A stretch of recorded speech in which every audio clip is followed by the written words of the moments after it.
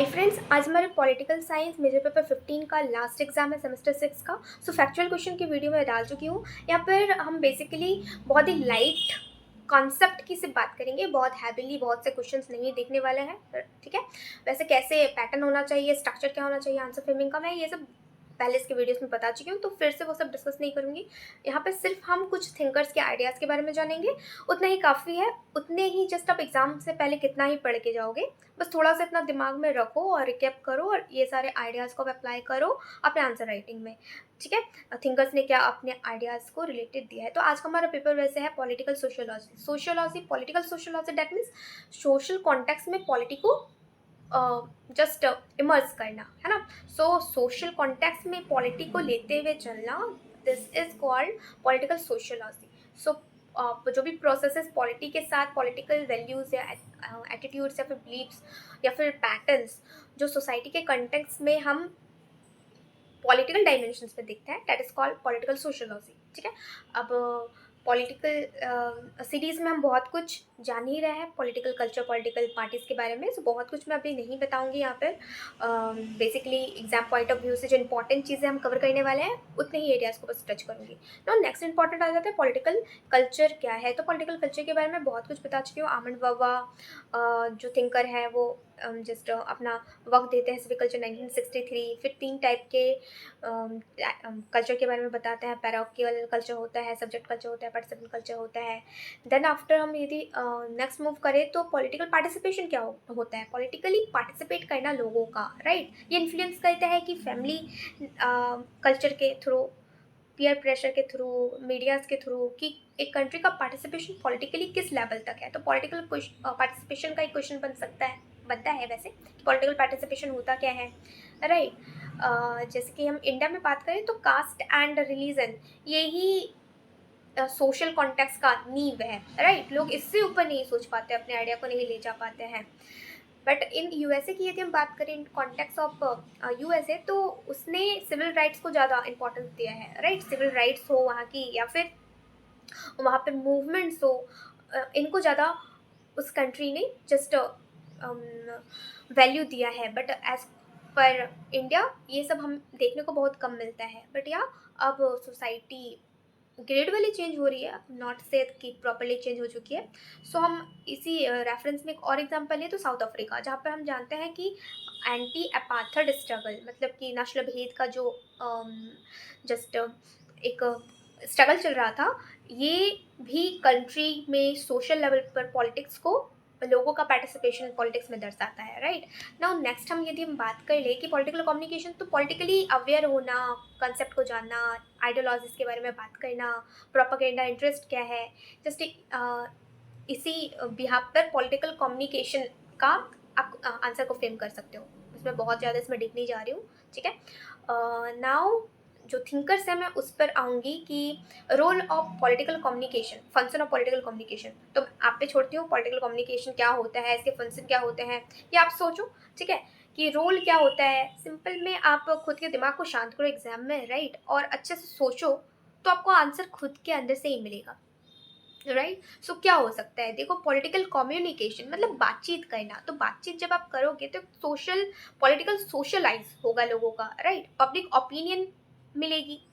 अब public opinion मिलेगी तो लिटिगेशन होगा, उस पर वैधानिकता आएगी, सिस्टम सपोर्ट मिलेगा, मोबिलाइजेशन होगा सिटीजन्स का, कन्फ्लिक्ट भी आएगा, उसको सॉल्व भी करा जाएगा, कुछ एडवोकेट भी करेंगे पॉलिसीज पार्टीज को, और अकाउंटेबिलिटी भी आएगी। तो आप अपने दिमाग को ब्रॉड करो, आप वैसे बहुत सोच सकते हो इन सारे डायमेंशंस पर, क्योंकि मैंने सीरीज स्टार्ट कर दिया है political just comparative politics and government को लेकर। सो उस डायमेंशन में आपको सोचना है, तो अपने थिंकिंग लेवल को ब्रॉड करो और सोचो, आपको अपने अंदर से ही आंसर मिलेगा, क्योंकि आपकी जो ओरिजिनल आंसर होगी ना, that makes you the unique. आपके आंसर को वो यूनिक बनाएगा, आपको वो यूनिक बनाएगा, आपके पर्सपेक्टिव को वो दर्शाएगा। आप कितना ही जस्ट पढ़ लो या कलेक्ट कर लो नॉलेज, बट ओरिजिनलिटी तो आपके अंदर के थॉट प्रोसेस से आएगी। सो मैं वही रिफ्लेक्ट करने की, आपके अंदर से बाहर निकालने की कोशिश में लगी हुई हूँ, कि पहले तो आप अवेयर हो चीज़ों के बारे में, देन आफ्टर अपना पर्सपेक्टिव, अपना पॉइंट ऑफ व्यू रखना सीखो। देन नेक्स्ट हम यदि बात करें तो इलीट थ्योरी, अब यहाँ से स्टार्ट होता है कि इलीट थ्योरी क्या होता है। अब कुछ कुछ थिंकर्स के नेम आएंगे यहाँ पर जस्ट, जैसे Pareto is one of the thinker, Pareto and Mosca. Pareto क्या है, जिन्होंने बात करी है सर्कुलेशन इलीट के बारे में, ठीक है। मॉस्का बात करते हैं रूलिंग थ्योरी के बारे में, रूलिंग क्लास इलीट थ्योरी के बारे में। एंड जैसे कि मैं आपको बता चुकी हूँ, Robert Michels iron law oligarchy की बात करते हैं, ठीक है। W Mill, C right Mill, not W Mill, C या डब्ल्यू मिल या राइट मिल, व्हाट वी से। सो सी राइट मिल्स ये बात करते हैं। व्हाट अबाउट कि सी राइट मिल बात करते हैं ऑन बिहार, ये बात करते हैं पावर एलीट की। तो बेसिकली 3 या 4 थिंकर्स हैं, ठीक है। आप इनके कंसेप्ट को याद रखो, ये बहुत इंपॉर्टेंट है। एक बार कंसेप्ट समझ जाओगे ना, आप इसको ट्रूली बिलीव करो कि आप इसको लिख लोगे बहुत अच्छी तरह से, अपना पॉइंट ऑफ व्यू उसमें मेंशन करके, अपना पर्सपेक्टिव मेंशन करके आप इसको बहुत अच्छे से फ्रेम कर सकते हो। लेकिन पहले कंसेप्ट जान लो। टोटल 4 थिंकर हैं, ठीक है। किस रिगार्डिंग टू ये अपना बात रखते हैं, तो पॉलिटिकल इलीट या फिर इलीट थ्योरी के रिगार्डिंग टू, इलीट थ्योरी के रिगार्डिंग टू ये 4 थिंकर अपना पर्सपेक्टिव रखते हैं। पहला है पैरेटो, ठीक है, वेलफ्रेडो पैरेटो। दूसरा है मॉस्का, तीसरे हैं सी राइट मिल्स, और चौथा है रॉबर्ट मिसल। रॉबर्ट मिसल्स के बारे में मैं बता चुकी हूँ अपने पॉलिटिकल पार्टीज के सीरीज लेक्चर में, कि रॉबर्ट मिसल्स आयरन लॉ पॉलियार्की देते हैं, ठीक है, 1911 में अपने बुक पॉलिटिकल पार्टीज में। वो कहते हैं कि जो पावर है ना, वो कुछ ही लोगों के हाथों में होती है, कुछ हैंडफुल लोगों के कुछ हैंडफुल इलीट लोगों के हाथों में ही पावर होती है, और वही रूल करते हैं मासेस को। मासेस के पास कभी भी पावर नहीं होता। तो उनका ये कहना है, उनका कंसेप्ट आयरन लॉ पॉलियार्की में ये कहा है उन्होंने, ठीक है। Now move to Pareto, Pareto. Pareto क्या बात करते हैं, पैरेटो बात करते हैं सर्कुलेशन ऑफ इलीट की। वो बात करते हैं कि जो पावर है ना, वो इन्हीं इलीट के बीच में ही सर्कुलेट करता रहता है, ठीक है। इलीट ग्रुप के बीच में ही पावर सर्कुलेट करता रहता है, कभी भी कॉमन या मासेस पीपल के हाथों में पावर नहीं आती।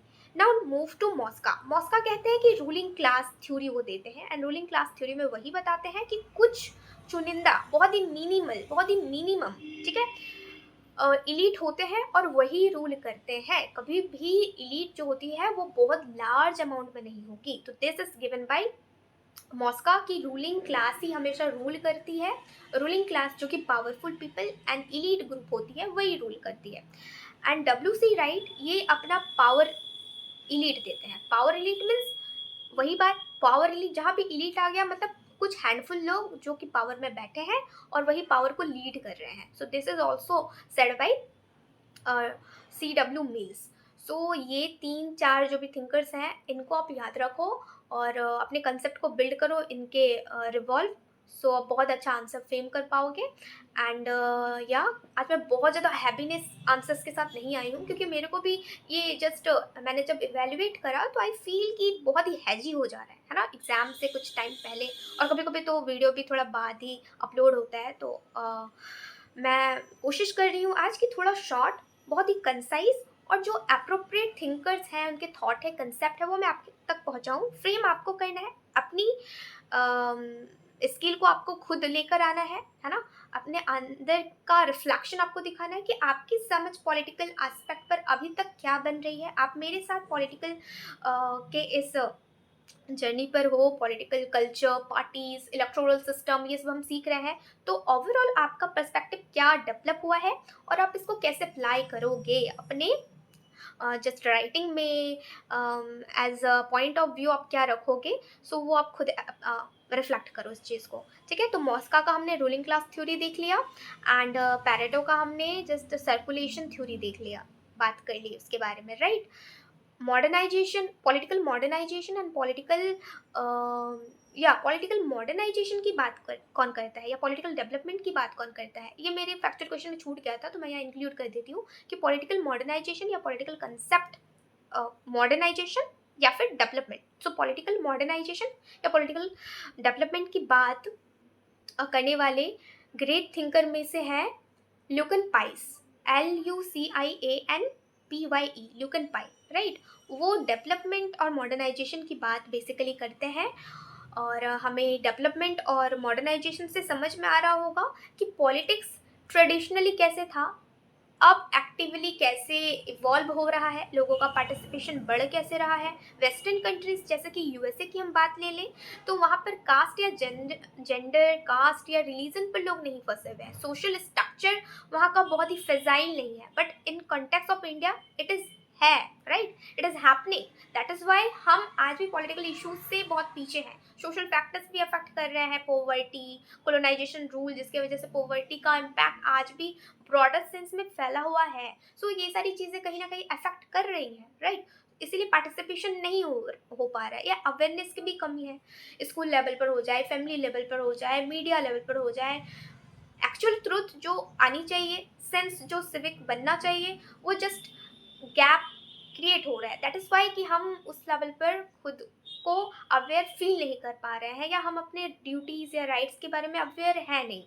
सो इन अदर टर्म्स, यदि हम वेस्टर्न कल्चर की बात करें या वेस्टर्न कंट्रीज़ की बात करें, तो वहाँ पर क्या है कि सिविल राइट्स यदि किसी का एक्सप्लॉइट हो रहा हो तो लोग मूवमेंट करने के लिए, जैसे मी टू मूवमेंट बहुत ज़्यादा पॉपुलराइज वेस्टर्न कंट्रीज़ के थ्रू हुआ, राइट। सो कैंपेन के थ्रू, पार्टिसिपेशन के थ्रू, प्रोटेस्ट के थ्रू लोग अपने राइट्स को, लोग समझते हैं वेस्टर्न कंट्रीज में कि उनकी राइट्स क्या है, और यदि उनका हनन हो रहा है या फिर एक्सप्लॉइट हो रहा है तो they should demand to the government कि हमें हमारी राइट्स मिलनी चाहिए। बट इन इंडिया सेंस नहीं है लोगों में, राइट, अवेयरनेस की कमी है। सो वो सेंस, वो अवेयरनेस आएगी कैसे जब तक हम इन चीज़ों पर बात नहीं करेंगे। As being a political science student, यदि मैं इन चीज़ों के बारे में अपना पॉइंट ऑफ व्यू आपसे डिस्कस नहीं करूंगी और आप मेरे साथ इस जर्नी में जुड़ोगे नहीं, तो आप कैसे अवेयर होगे, जानोगे कैसे। So that is why don't forget to join my channel. And बहुत सारी चीज़ें भी हैं। अभी तो हम सिर्फ पॉलिटिकल कॉम्पैरेटिव पॉलिटिक्स की बात कर रहे हैं, जिसमें हम वेस्टर्न थिंकर्स के बारे में, उनके आइडियाज़ के बारे में, उनके एप्लीकेशंस के बारे में, उनके कंसेप्ट या फैक्ट्स के बारे में जान रहे हैं। बट लेटर हम अपनी इंडियन पॉलिटिक्स पर भी आएंगे, हम इंटरनेशनल रिलेशंस को भी जानेंगे, हम जानेंगे कि सोशल इश्यूज़ के अलावा क्लाइमेट इश्यूज़ भी, नेशनलिज्म भी, ये सारी चीज़ें भी हम जानने वाले हैं। सो आई थिंक सो मैंने बहुत सारी चीज़ें आपके साथ डिस्कस कर ली, एंड होप सो कि आप अपने एग्ज़ाम को बहुत ही स्मार्ट वे में दो, अपने आंसर्स को बहुत ही स्मार्ट वे में फ्रेम करो।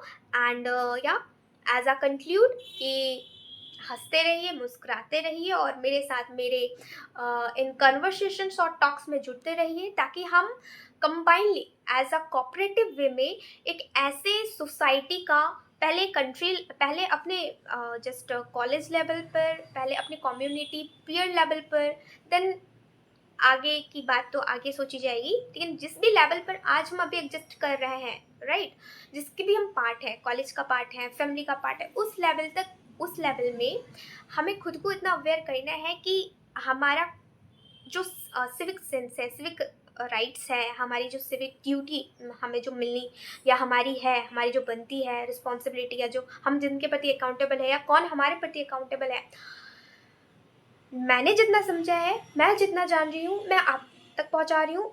आपका काम है कि आप अपने स्टैंड पॉइंट को रखो, रखने से जस्ट